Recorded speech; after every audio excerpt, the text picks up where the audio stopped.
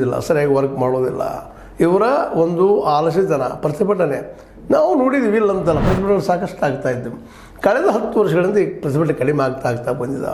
ಅದು last year before ಅಥವಾ ಈ ನಮ್ಮ ರೈತರ ಮೂಮೆಂಟ್ 1 ವರ್ಷ ತನಕ ಜಿಗ್ಗಿದ್ದು ದೊಡ್ಡ ಒಂದು ಸಾಹಸ. ಅಂಥ ಒಂದು ಪ್ರತಿಭಟನೆ ಇವತ್ತು ಕಾರ್ಮಿಕರು ಮಾಡಲಿಕ್ಕೆ ಹಚ್ಚಿದ್ದಾರೆ. ಇಡೀ ರಾಜ್ಯ ತುಂಬ, ದೇಶ ತುಂಬ, ಅಲ್ಲಲ್ಲೇ ತಾಲೂಕು ಮಟ್ಟದಲ್ಲೇ, ಹೋಬಳಿ ಮಟ್ಟದಲ್ಲೇ ಪ್ರಯತ್ನ ನಡೆಸಿದ್ದಾರೆ. ಇಲ್ಲ ನಮ್ಗೆ ಕೊಡ್ರಪ್ಪ, ನಮಗೆ 8 ತಾಸಿಂದ ಮಾಡಿರಿ, ಪೇಮೆಂಟ್ ಹೆಚ್ಚು ಮಾಡಿರಿ ಅನ್ನುವಂಥ ಮಾತನ್ನು ಕೇಳ್ತಾ ಇದ್ದಾರೆ. ಆದರೆ ಇವತ್ತು ಪ್ರೈವೇಟೈಸೇಷನ್ ಆಗಿದ್ದರಿಂದಾಗಿ ಸರ್ಕಾರದ ಕೈಯಲ್ಲಿ ಯಾವ ಇಂಡಸ್ಟ್ರಿಗಳು ಇಟ್ಕೊಳ್ತಾ ಇಲ್ಲ ಸರ್ಕಾರ.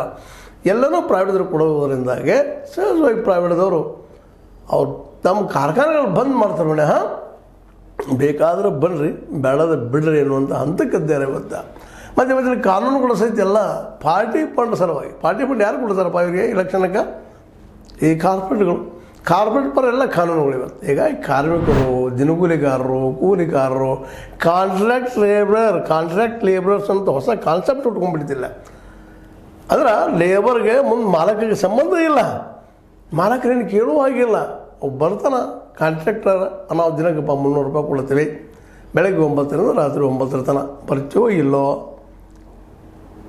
ಹೋಗಲಿಲ್ಲಪ್ಪ ಅಂತಂದ್ರೆ ಅವತ್ತಿನ ಹೊಟ್ಟಿಗೆ ಹಿಟ್ಟಿಲ್ಲ, ಹೋದ್ರೆ 12 ತಾಸು ದುಡುಕಿ, ಅದು ದೈಹಿಕ ದುಡುಕಿ ಸಾಕಷ್ಟು. ಹೀಗಾಗಿ ಇದೊಂದು ಹೊಸ ಕಾನ್ಸೆಪ್ಟ್ ಈ ಸಂದರ್ಭದಲ್ಲಿ, ಈ ಮಧ್ಯದಲ್ಲಿ ಬಂದುಬಿಟ್ಟದ. ಕಾಂಟ್ರಾಕ್ಟ್ ಲೇಬರರ್ಸ್ ಅವ್ರಿಗೆ ಎಷ್ಟು ದಿನಕ್ಕೆ 300, 400, 500